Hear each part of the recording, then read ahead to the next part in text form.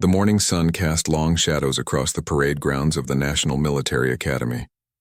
Lieutenant Maya Sharma adjusted her uniform one last time before stepping into formation with the other graduating officers. Her dark hair was pulled back in a tight bun, not a single strand out of place. The weight of the occasion pressed down on her shoulders, but she stood tall, her spine straight as a rod. This was supposed to be the proudest day of her life.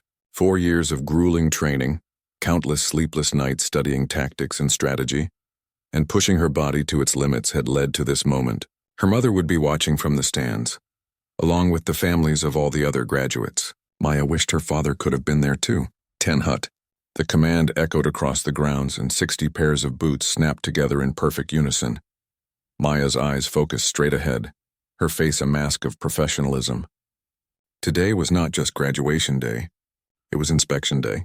General Richard Hayes, commander of the Armed Forces Eastern Division and one of the most decorated officers in military history, would be reviewing the graduating class. The rumors about Hayes had circulated through the academy for years. Some said he had single-handedly turned the tide in the border conflict 15 years ago. Others whispered about his iron discipline and the careers he had ended with a single word. To most cadets, he was a living legend. To Maya, he was something else entirely. At ease, called Colonel Patel, the Academy's commanding officer.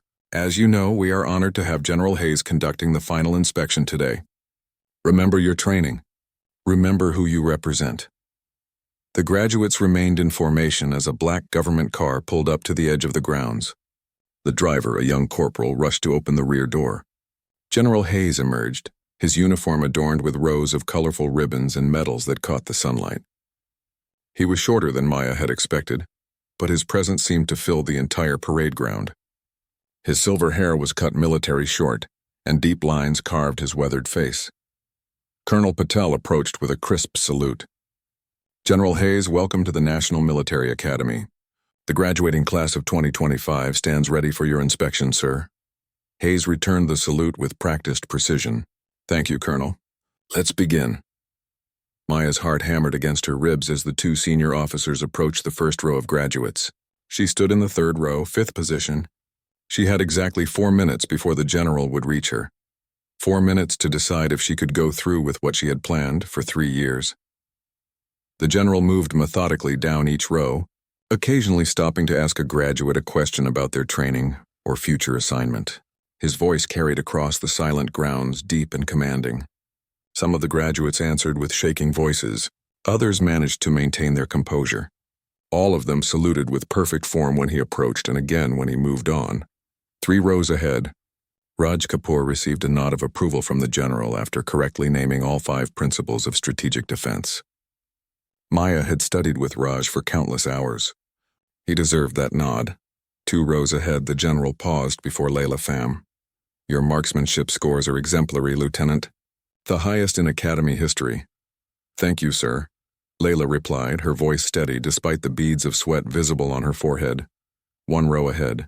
The general was moving faster now, seemingly satisfied with what he was seeing. Maya's palms grew damp inside her white gloves. She thought of the photograph on her bedside table, her father in his captain's uniform, his kind eyes and the smile that never quite reached them after he returned from his final mission. You have 60 seconds to reconsider, a voice in her head warned. This will end your career before it begins. Maya took a slow, controlled breath. She had not come this far to back down now.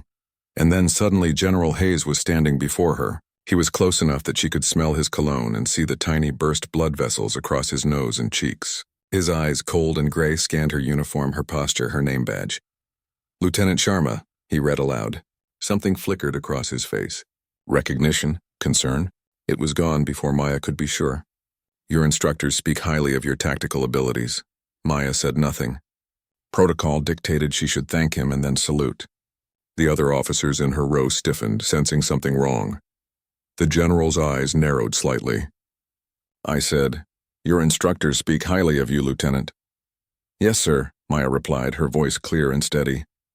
But her arms remained at her sides. The silence that followed seemed to stretch for an eternity.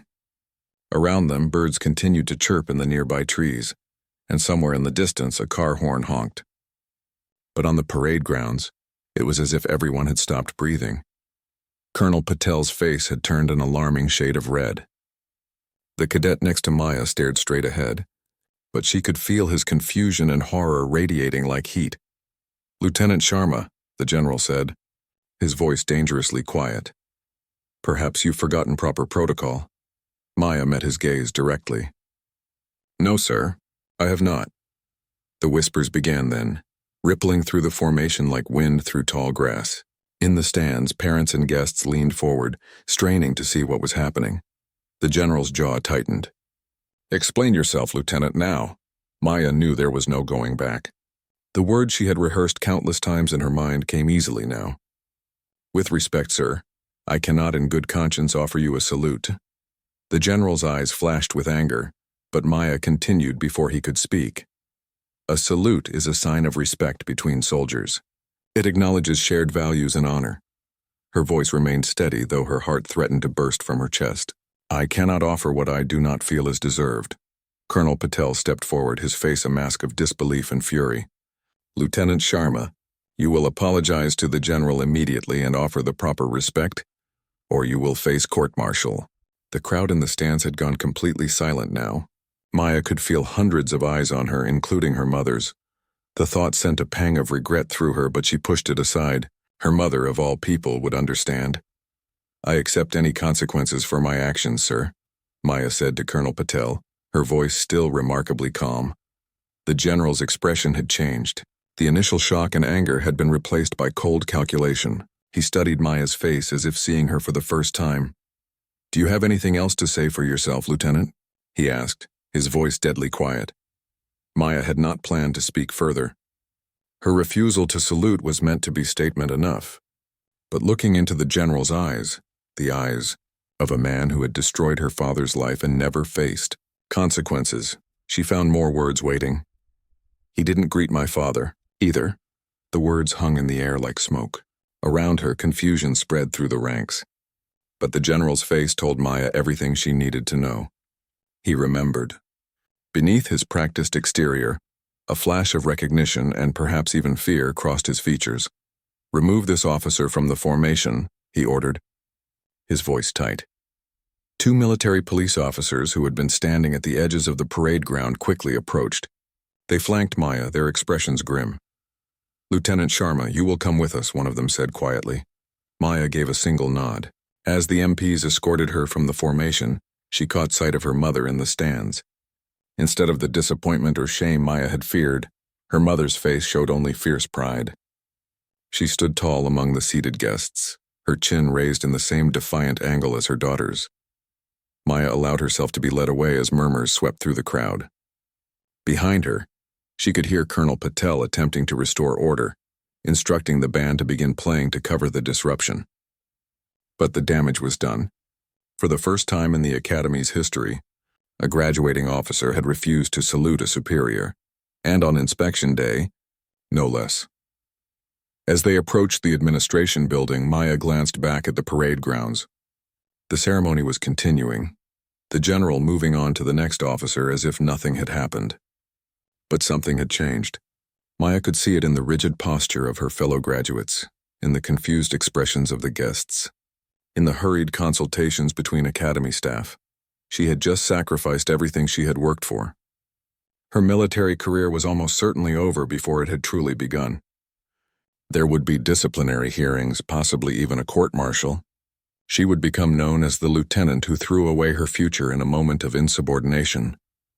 But as the MPs opened the door to what would undoubtedly be the first of many interrogation rooms, Maya felt a strange sense of peace. For the first time since her father's funeral, the weight she had carried seemed lighter. She had looked into the eyes of the man who had betrayed her father, and shown him that not everyone could be intimidated into silence. "In here, Lieutenant," one of the MPs said, gesturing to a small conference room. Maya stepped inside, her head still held high. Whatever came next, she would face it knowing she had stood up for what was right. Her father had taught her that courage wasn't about fearlessness. It was about doing what was right even when you were terrified. And as the door closed behind her, Maya whispered a promise to the father who could no longer hear her. "This is just the beginning." Maya sat alone in the small conference room for nearly 2 hours. The walls were a pale government green, adorned only with a large military seal and a framed photograph of the current president. A clock ticked loudly above the door, marking each second of her waiting. She had been offered water which sat untouched on the table before her. Her thoughts kept returning to the parade grounds, to the faces of her fellow graduates.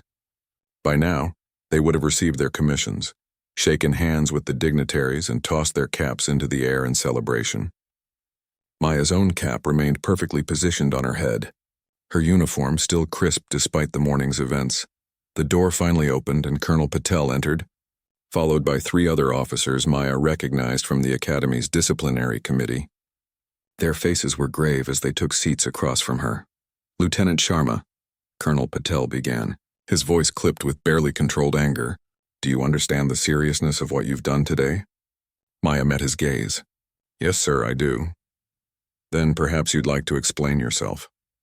He folded his hands on the table. "And I suggest you choose your words very carefully.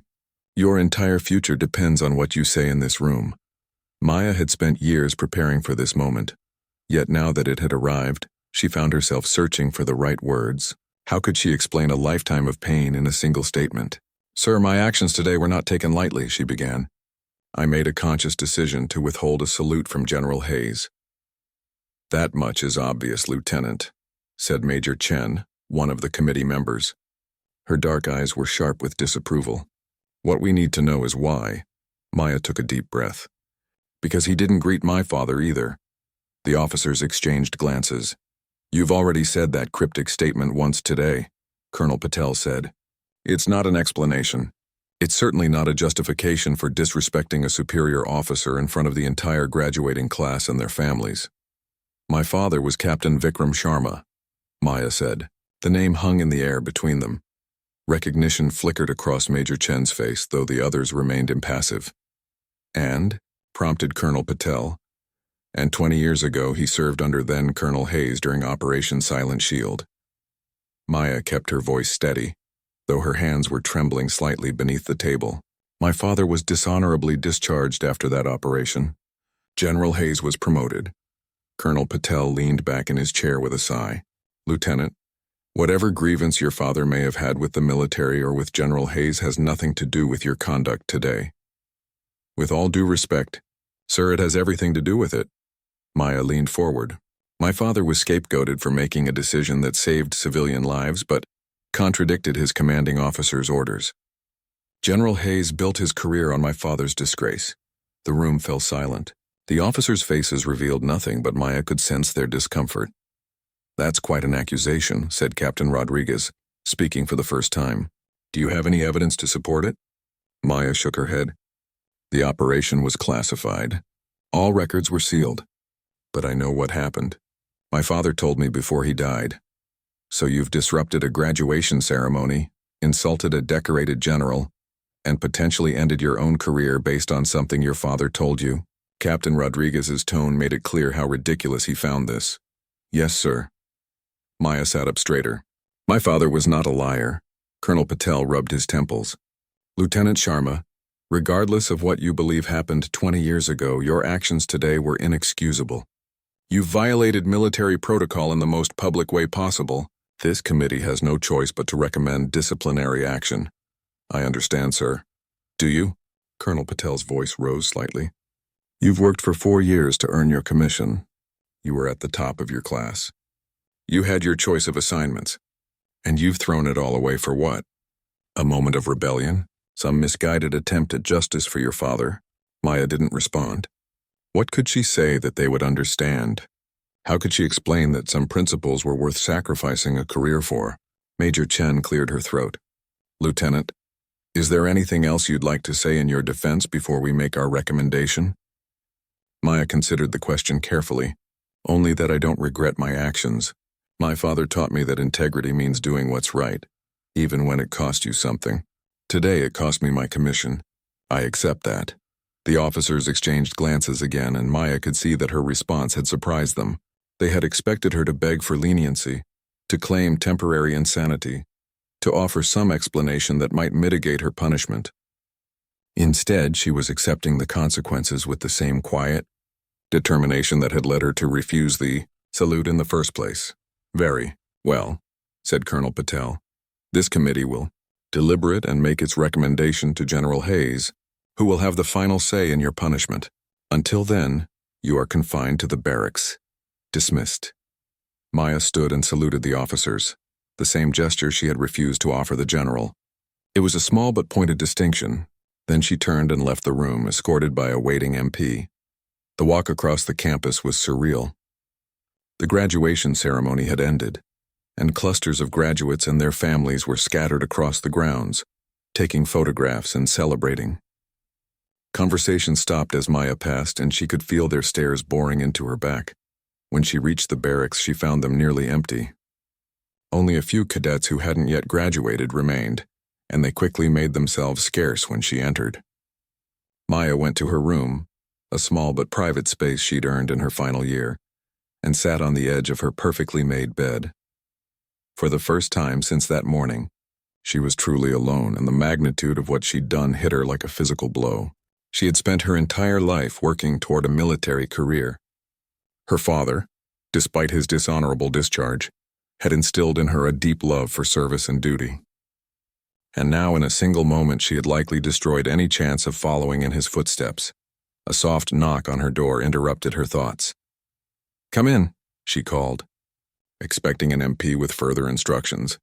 Instead, her mother stepped into the room, still wearing the blue dress she'd chosen for the graduation ceremony. Priya Sharma's face was lined with worry, but her eyes held no reproach. "Mom," Maya said, standing quickly, "how did you get in here? I thought I wasn't allowed visitors." "I can be very persuasive," Priya said with a small smile. "And I think they felt sorry for me." The mother of the disgraceful graduate, Maya winced. "Mom, I'm so sorry." "Don't," Priya interrupted, crossing the room to take Maya's hands in her own.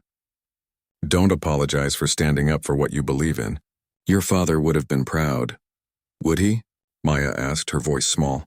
"I've ruined everything he wanted for me." "What he wanted was for you to be a person of integrity," Priya said firmly. "He wanted you to stand up for what's right, even when it's hard." "Especially when it's hard," she squeezed Maya's hands. "When you were a little girl, he used to tell me, 'Our daughter has a spine of steel.' Today, you proved him right." Maya's eyes filled with tears. "But what happens now? They're going to discharge me, probably dishonorably, just like Dad." "Perhaps," Priya agreed. "Or perhaps something unexpected will happen." She reached into her purse and pulled out a small folded piece of paper. "A reporter approached me after the ceremony. She wants to talk to you." Maya stared at the paper, which contained a name and phone number. "I can't talk to reporters. That would make everything worse." "Maybe," Priya said. "Or maybe it's time someone started asking questions about what really happened to your father." She placed the paper on Maya's desk. "The choice is yours, of course. But remember, truth has a way of coming to light sooner or later." Before Maya could respond, there was another knock at the door. More forceful this time. An MP stood in the hallway. "Lieutenant Sharma, the committee has reached its decision. Your presence is required immediately." Maya straightened her uniform and took a deep breath. "I'll be right there." "I'll be waiting," her mother promised, giving her a quick hug. "Whatever happens, we'll face it together." Maya followed the MP back to the administration building, her mind racing. She had expected to wait hours, possibly days, for a decision. The speed with which the committee had reached its conclusion could only mean one thing. General Hayes had intervened. As she approached the conference room, Maya steeled herself for what was to come. Dishonorable discharge, the end of her military career. Perhaps even legal charges for insubordination. Yet beneath her anxiety, a small spark of hope had ignited. Her mother was right, truth had a way of coming to light. And Maya was no longer alone in her fight for justice. Maya stood at attention before the disciplinary committee, her face betraying none of the anxiety churning in her stomach. The same 4 officers sat across from her, their expressions unreadable. A small digital recorder had been placed in the center of the table, its red light blinking steadily. "Lieutenant Sharma," Colonel Patel began, his voice formal, "this committee has reviewed your actions during today's graduation ceremony, and your subsequent statements regarding those actions." Maya kept her eyes fixed on a point just above the colonel's head. Whatever they decided, she would accept it with dignity. Under normal circumstances, Colonel Patel continued, an act of insubordination of this magnitude would result in immediate dismissal from service and possible criminal charges. Maya's heart sank, though she had expected nothing less. However, Colonel Patel's tone shifted slightly. General Hayes has personally intervened in this matter. This caught Maya by surprise. She allowed her gaze to drop, meeting Colonel Patel's eyes. Directly, the general has requested that you be placed on administrative leave pending a full investigation into the events surrounding Operation Silent Shield and the subsequent discharge of Captain Vikram Sharma. Maya couldn't hide her shock. Of all the possible outcomes she had imagined, this was not among them. May I ask why? She managed to say. Major Chen leaned forward. The general believes that addressing your allegations openly will be better for the military than simply dismissing you. He feels that rumors and speculation would be more damaging than an official inquiry.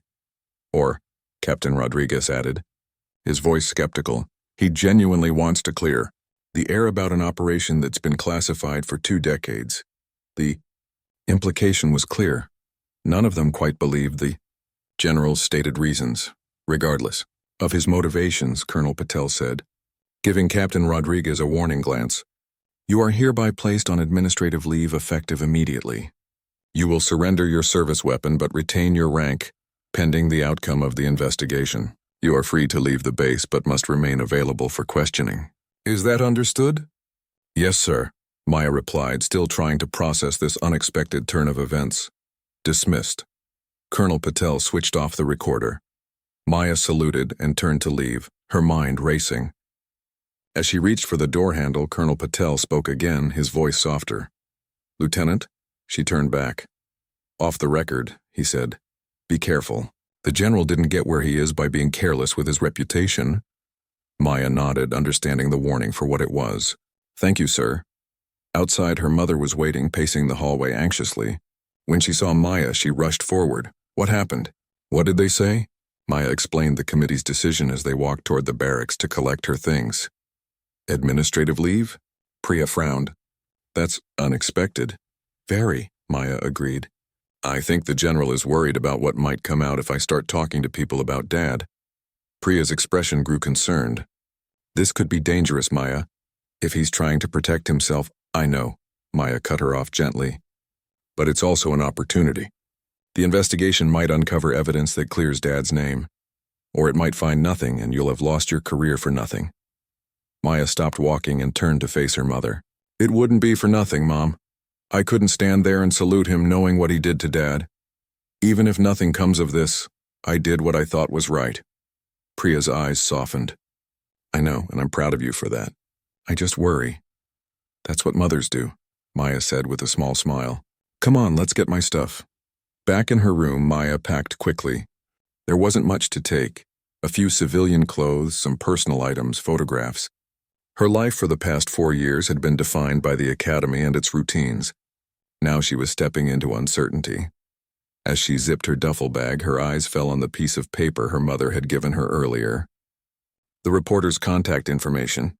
She hesitated, then tucked it into her pocket. They were just leaving the barracks when a young woman approached them. She looked to be in her late 20s, with short dark hair and keen eyes behind horn-rimmed glasses. She wore civilian clothes, jeans and a blazer, and carried a messenger bag slung across her chest. Lieutenant Sharma? The woman asked, slightly out of breath as if she'd been running. Maya tensed. Yes? I'm Zoe Chen from the National Herald. She held out a business card. I was at the graduation ceremony this morning. I'd like to talk to you about what happened. I have no comment, Maya said automatically, moving to walk past her. Zoe stepped to block her path. I think you do. And I think it has something to do with Operation Silent Shield. Maya froze. How do you know about that? I'm an investigative journalist. Military corruption is my beat. Zoe's eyes were intense. Your father wasn't the only one whose career was destroyed after that operation. Priya put a protective hand on Maya's arm. My daughter has been through enough today. She needs rest. Of course, Zoe said, backing off slightly. But this isn't going to go away. What happened this morning is already all over social media. People are asking questions. Wouldn't you rather tell your side of the story? Maya glanced at her mother, then back at Zoe. Not here. Not now. Zoe nodded understandingly. She pulled a notebook from her bag, scribbled something, and handed the page to Maya. This is my personal cell and my home address. Call me when you're ready, day or night." After Zoe left, Maya and Priya made their way to the parking lot in silence. As they drove through the main gate, Maya looked back at the academy. The stone buildings, the parade grounds, the flag flying high above it all. For 4 years, this place had been her home, her purpose. Now she was leaving, possibly for good. "Do you want to talk to her?" Priya asked as they merged onto the highway. "The reporter?" Maya fingered the page in her pocket. "I don't know yet. Your father never wanted to go public with what happened," Priya reminded her. "He said it would only hurt the military he loved, even after everything they did to him." "Dad died believing he would never be vindicated," Maya said quietly. "He lost everything, his career, his reputation, his health. And Hayes just kept climbing the ranks, stepping on people like Dad to get there." They drove in silence for several minutes, each lost in her own thoughts. Finally, Maya spoke again. "I need to know what really happened, Mom. Not just Dad's side of the story, everything." Priya sighed. "I was afraid you'd say that." She signaled and took the next exit, turning onto a residential street Maya didn't recognize. "Where are we going?" "Home is the other way. There's something I need to show you first." Priya's hands tightened on the steering wheel. "Something your father left for you." 20 minutes later, they pulled up in front of a small storage facility. Priya led the way to a unit near the back, unlocking it with a key she took from her purse. "Your father rented this place the week before he died," she explained as she rolled up the door. "He never told me exactly what was in here, just that it was for you when the time was right." The unit was mostly empty except for a metal filing cabinet and a large trunk. Both were locked. "He gave me these on his last day," Priya said, handing Maya 2 keys. "He made me promise not to look inside and not to give them to you until you were ready." "And you think I'm ready now?" Maya asked, staring at the keys in her palm. "I think your father knew this day would come," Priya replied softly. "He knew you too well." Maya approached the filing cabinet first, her hand trembling slightly as she inserted the key. The lock clicked open and she pulled out the top drawer. Inside were dozens of manila folders, each meticulously labeled and dated. She pulled one out at random and opened it. Inside were photocopies of official documents, operation reports, personnel files, medical records. Many were stamped classified in bold red letters. Maya's breath caught as she realized what she was looking at. "He kept records," she whispered. "All these years he had proof." Priya looked over her shoulder, her face pale. "Is this what I think it is?" "Evidence," Maya confirmed, leafing through more folders. "Everything that happened during Operation Silent Shield. Names, dates, locations." She looked up at her mother, eyes wide. "Why didn't he use this to clear his name?" "You know why?" Priya said gently. "These documents are classified. Possessing them is a crime. Using them would have meant prison." Maya turned to the trunk and opened it. Inside were more personal items. Photographs of her father with his unit, handwritten letters, a journal bound in worn leather, and a small tape recorder with several cassettes. "His voice," Priya said, her eyes filling with tears at the sight of the recorder. "He was so weak at the end, but he insisted on recording everything he remembered. He said someday you might need to hear the truth in his own words." Maya picked up the journal, running her fingers over the cover. Then she carefully repacked everything and closed both the trunk and the filing cabinet. "We need to get this somewhere safe," she said, "and I need time to go through it all." "What about the reporter?" Priya asked. Maya thought for a moment, then nodded decisively. "I'm going to call her. But first I need to understand exactly what Dad left for me. And then, Priya prompted. "And then I'm going to finish what Dad started." Maya's voice was steady now, filled with purpose. "I'm going to make sure everyone knows what really happened, no matter what it costs me." As they loaded the trunk and filing cabinet into the car, Maya felt a strange sense of peace. For 20 years, her father had carried the burden of silence, protecting his family and the institution he loved even at the cost of his own reputation. Now it was her turn to carry that burden and hopefully at last, to set it down. 3 days after the graduation ceremony, Maya sat cross-legged on the floor of her childhood bedroom, surrounded by stacks of documents. The walls around her were still decorated with her teenage posters and photographs, remnants of a simpler time. She'd been working methodically through her father's files, piecing together the story of Operation Silent Shield. The cassette recorder sat beside her, her father's voice filling the room with memories, His words were sometimes halting, weakened by illness, but his determination came through clearly. Day 6 of the operation, Vikram's voice recounted. We received intelligence about civilian presence in the target zone, a small village that wasn't on any of our maps. Colonel Hayes ordered us to proceed with the original plan. I requested time to confirm civilian status and evacuate if necessary. Maya paused the recording and checked the corresponding written reports. The official documents mentioned no such village, no civilians, no disagreement between Captain Sharma and Colonel Hayes. According to the military record, the operation had proceeded without incident until an unexpected enemy ambush, an ambush that her father claimed Hayes had been warned about, but ignored. The doorbell rang downstairs. Maya glanced at her watch, 2 p.m. exactly. Zoe Chen was punctual. I'll get it, Priya called up the stairs. Maya quickly organized the documents into folders and tucked them under her bed. The reporter knew only that Maya had agreed to tell her side of the story. She wasn't ready to reveal her father's evidence yet, not until she understood all of it herself. She came downstairs to find Zoe sitting in the living room, declining Priya's offer of tea. Just water is fine, thank you, Zoe was saying. She looked up as Maya entered. Lieutenant Sharma. Maya, please, she corrected, taking a seat across from the reporter. I'm not sure how long I'll be keeping that rank anyway. Zoe took out a small recorder. Do you mind if I record our conversation? Maya nodded her consent and Zoe placed the device on the coffee table between them. Before we begin, Maya said, I need to know something. How did you know about Operation Silent Shield? It was classified. Zoe hesitated, then seemed to make a decision. My uncle served under your father in that operation. Staff Sergeant David Chen. Maya's eyes widened in recognition. I know that name. He was wounded in the same ambush as my father. Yes. Zoe's professional demeanor slipped slightly. He never fully recovered. Took his own life 5 years later. I'm sorry, Maya said softly. Before he died, he told my family that the official story was a lie. That Captain Sharma was the only one who tried to do the right thing, and he paid for it with his career. Zoe leaned forward. When I became a journalist, I started looking into it.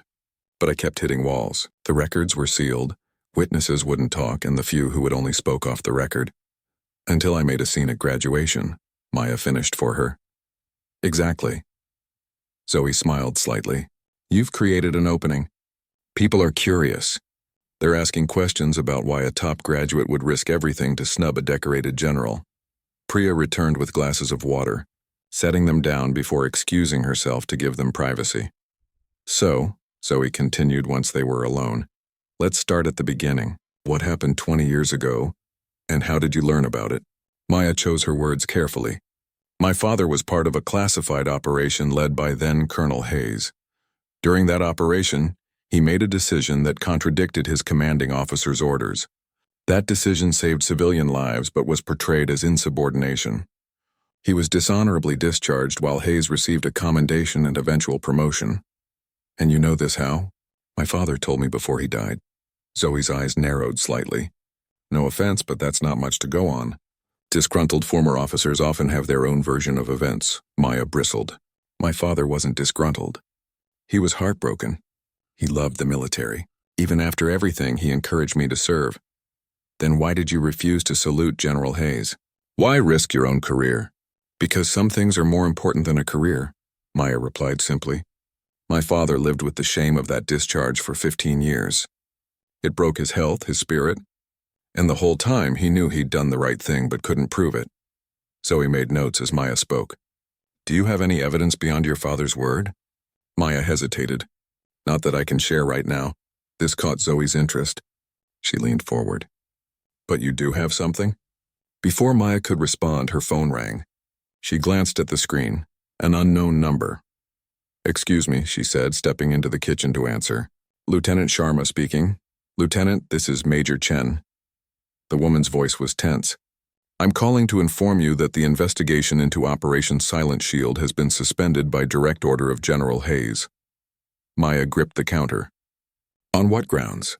National security concerns. The general has convinced the Joint Chiefs that reopening old classified operations would set a dangerous precedent. Major Chen paused. There's more. The general is pursuing charges against you for conduct unbecoming an officer. The hearing is scheduled for next week. I see, Maya said, her mind racing. Thank you for letting me know, Major. Lieutenant, Major Chen's voice dropped. This isn't right. What's happening to you isn't right. The call ended, leaving Maya staring at her phone. When she returned to the living room, Zoe immediately noticed her changed demeanor. Bad news? The investigation has been shut down, Maya said flatly. And I'm being charged with conduct unbecoming an officer. Zoe's eyes widened. That was fast. The general must be worried. Or powerful enough to squash this without worrying, Maya countered. Zoe considered this. Either way, we need to move quickly. Whatever you're not telling me, whatever evidence you might have, now's the time. Maya paced the room, weighing her options. Her father had kept these documents hidden for a reason. Revealing classified information was a serious crime, potentially much worse than refusing to salute a superior officer. But if she didn't act now, Hayes would bury the truth again, just as he had 20 years ago. If I show you something, she said finally, it has to be off the record until I say otherwise, and you have to promise to protect your sources, including me. That's literally my job, Zoe assured her. Wait here. Maya went upstairs and returned with a single folder. From it, she extracted a photograph and handed it to Zoe. The image showed a small village nestled in a valley. Smoke rose from several buildings. In the foreground stood a younger Colonel Hayes, looking at the camera with a satisfied expression. This was taken after the so-called ambush, Maya explained. The village my father tried to evacuate. Hayes called in an airstrike anyway, despite knowing civilians were present.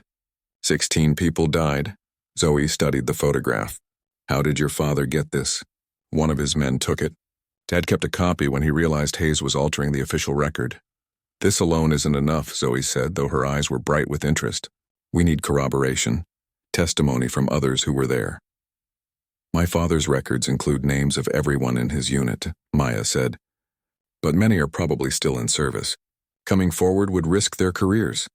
Or they might be willing to speak now that someone has finally challenged Hayes publicly. Zoe handed the photograph back. Let me do some digging. I still have contacts from when I researched my uncle's story. Maya nodded. We have 6 days before my hearing. As Zoe was leaving, she turned back. Why now? Your father kept this secret for years. He encouraged you to join the military knowing Hayes was still there. Why did you choose this moment to take a stand? Maya hadn't expected the question. She thought about it for a long moment. When I was a kid, my father told me that integrity means doing what's right even when no one is watching. She said slowly. But as I got older, I realized sometimes integrity means doing what's right, especially when everyone is watching. That day with Hayes standing in front of me expecting my respect, with all my classmates and their families as witnesses, it felt like the moment my father had prepared me for without knowing it. Zoe nodded, satisfied with the answer. I'll be in touch soon. After the reporter left, Priya joined Maya in the living room. Are you sure about this? Once you start down this path, I know, Mom, Maya said, squeezing her mother's hand. But I've been on this path since the day Dad told me the truth. I just didn't know when I'd reach this point. The next few days passed in a blur of activity. Maya continued going through her father's records while Zoe worked her contacts. Each evening, they compared notes by phone, gradually building a clearer picture of what had happened during Operation Silent Shield. 4 days DRET. For the hearing, Zoe called with exciting news. I found Lieutenant Patel. He was your father's second in command during the operation. He's retired now, living about 2 hours from here, and he's willing to talk. That's great, Maya said, feeling a surge of hope. There's more, Zoe continued. He says he has his own documentation, communications logs that contradict the official record. And he knows 2 other former team members who might come forward if they're not the only ones. For the first time since the graduation ceremony, Maya felt they might actually succeed. When can we meet him? Tomorrow. I'll pick you up at 9. As Maya hung up, she noticed she had a text message from an unknown number. Watch your back. Hayes has friends everywhere. She stared at the warning, a chill running down her spine. She'd expected pushback, but not threats. This wasn't just about clearing her father's name anymore. It was about exposing a powerful man who had built his career on lies and was willing to go to great lengths to protect those lies. She thought about backing off, about accepting whatever punishment the military decided to give her and moving on with her life. It would be safer, easier. But then she glanced at the photograph of her father on the mantelpiece, Captain Vikram Sharma in his uniform, proud and principled. He had sacrificed everything to protect innocent lives and then suffered in silence to protect the institution he loved. Maya picked up her phone and texted Zoe. "I'll be ready at 9. Let's finish this." The day of Maya's hearing dawned with a heavy sky-threatening rain. She dressed carefully in her formal uniform, fingers tracing the lieutenant's bars on her collar, possibly for the last time. In the mirror, she saw her father's determination reflected in her own eyes. "Ready?" Priya asked from the doorway. Maya nodded. "As I'll ever be." The military tribunal would be held at the regional headquarters, a 2-hour drive from their home. Maya had barely slept the night before, going over their strategy again and again. The past week had been a whirlwind of discoveries and decisions. Their meeting with Lieutenant Patel, now a gray-haired man in his 60s, had been even more productive than they'd hoped. Not only did he confirm Vikram's account of the operation, but he also provided communication logs, showing that Hayes had been explicitly warned about civilian presence in the target zone. More importantly, he had connected them with 3 other former team members who were willing to testify. One by one, the pieces of the puzzle had come together. The village that didn't exist in official records, the civilians who were never mentioned, the warnings that Hayes had ignored, the report he had altered after the fact, and the way he had systematically discredited anyone who might contradict his version of events. "It wasn't just your father," Lieutenant Patel had told them. Anyone who knew the truth either accepted Hayes's version or found themselves sidelined, transferred, or forced out. "I took early retirement rather than continue serving under him." Now, as Maya and her mother drove to the hearing, Zoe was putting the finishing touches on an article that would expose everything, regardless of how the tribunal ruled. The story was scheduled to go live the moment the hearing began. What if it's not enough? Maya had asked Zoe the night before, what if they still side with Hayes? They might, Zoe had admitted. But once this is public, it won't matter. The truth will be out there, and your father's name will be cleared in the court of public opinion, if nowhere else. The military headquarters loomed ahead, a concrete and glass structure that seemed to absorb the gloomy daylight. Maya took a deep breath as they parked. "You don't have to come in," she told her mother. "This could get ugly." Priya straightened her shoulders. "I sat through your father's hearing 20 years ago. I'll sit through yours." As they walked toward the entrance, Maya spotted a familiar figure waiting near the door, Major Chen, alone and seemingly watching for them. "Lieutenant Sharma," the major said as they approached. "A word before you go in?" Maya nodded to her mother to continue inside while she stopped to speak with the major. "The panel has been selected," Major Chen said quietly. 3 colonels, all with connections to General Hayes. The decision has likely already been made. Maya wasn't surprised. "Then why are you telling me this?" "Because I've been looking into the records you mentioned." Major Chen glanced around to ensure they weren't being overheard. "Official channels show nothing, but there are gaps, files that should exist but don't, mission reports with inconsistent timestamps. Something happened during Operation Silent Shield that someone went to great lengths to hide. And you believe it was Hayes?" "I believe the truth matters," Major Chen replied carefully. "And I believe your father deserved better than what happened to him." She hesitated, then added, "The general will be present today. He's making this personal." Maya felt a chill that had nothing to do with the weather. "Thank you for the warning, Major." Inside, the hearing room was arranged like a small courtroom. A raised panel at the front for the officers who would judge her case. Tables for her and for the military prosecutor. Seating behind for observers, including her mother, who had already taken a place in the front row. What Maya hadn't expected was how full the observer section would be. Along with her mother sat Lieutenant Patel and the other veterans who had agreed to testify. Zoe was there too, notebook in hand, along with several other journalists. And to her surprise, many of her former classmates from the academy filled the back rows, including Raj and Layla. A door at the side opened and General Hayes entered, followed by the 3 colonels who would serve as the tribunal. Everyone rose as they took their places. Maya caught Hayes's eye briefly. His face was impassive, but she could sense the cold anger behind his composed exterior.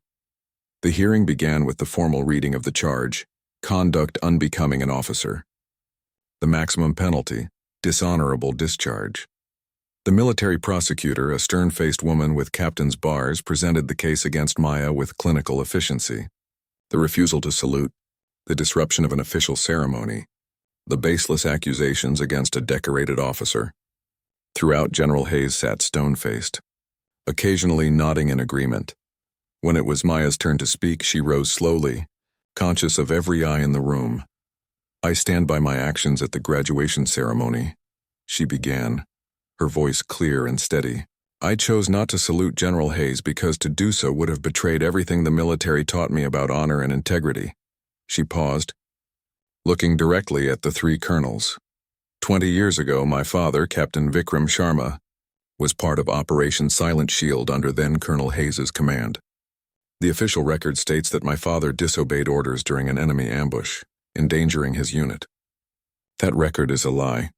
A murmur ran through the room. The center colonel, a stern-faced man with salt and pepper hair, leaned forward.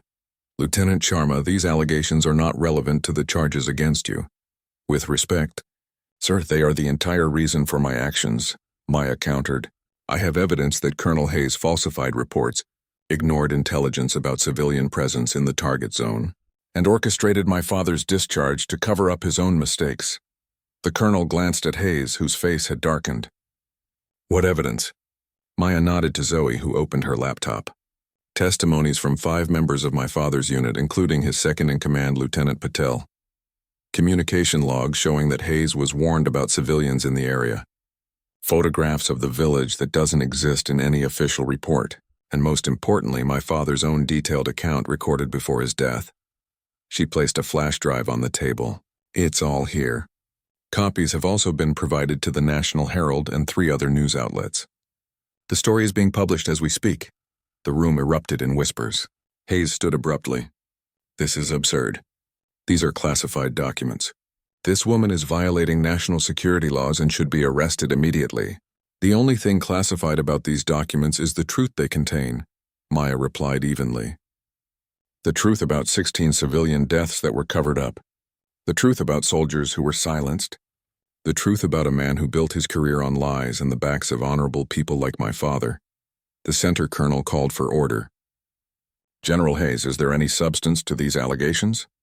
Hayes' face was flushed with anger. "This is a coordinated attempt to smear my reputation, based on the delusions of a disgraced officer who couldn't accept responsibility for his own failures. Captain Sharma endangered his unit and was rightfully discharged.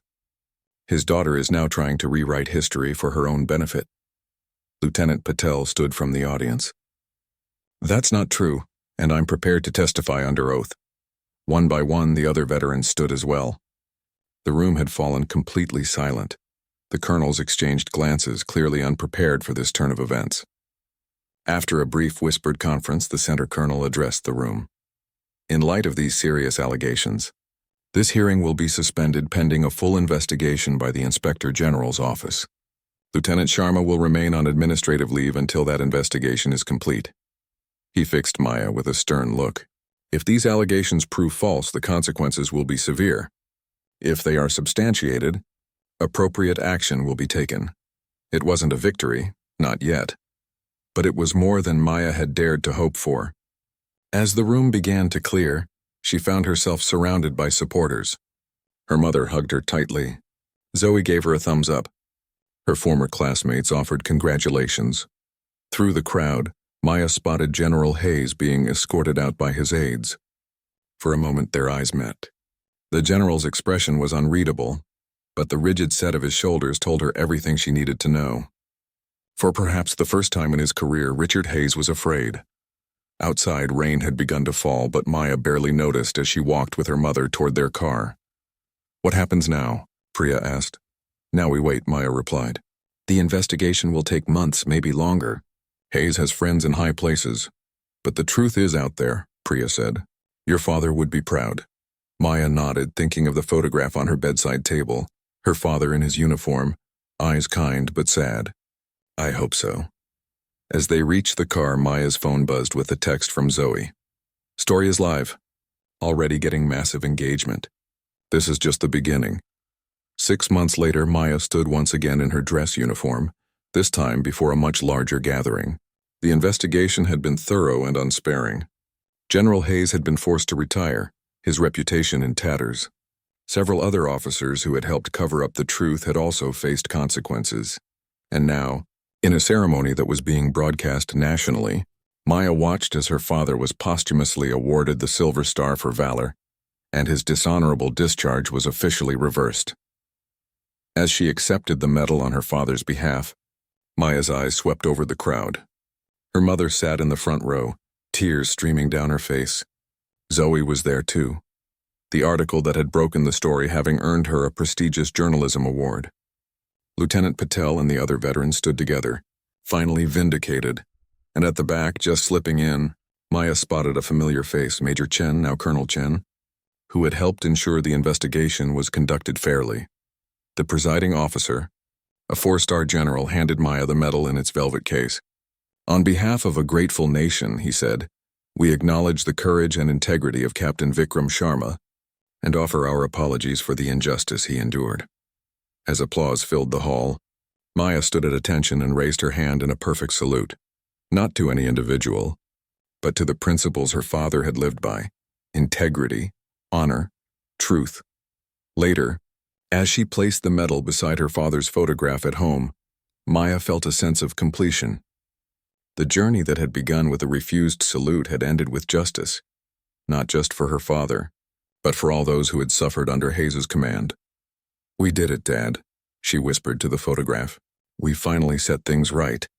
And somewhere she was sure Captain Vikram Sharma was smiling.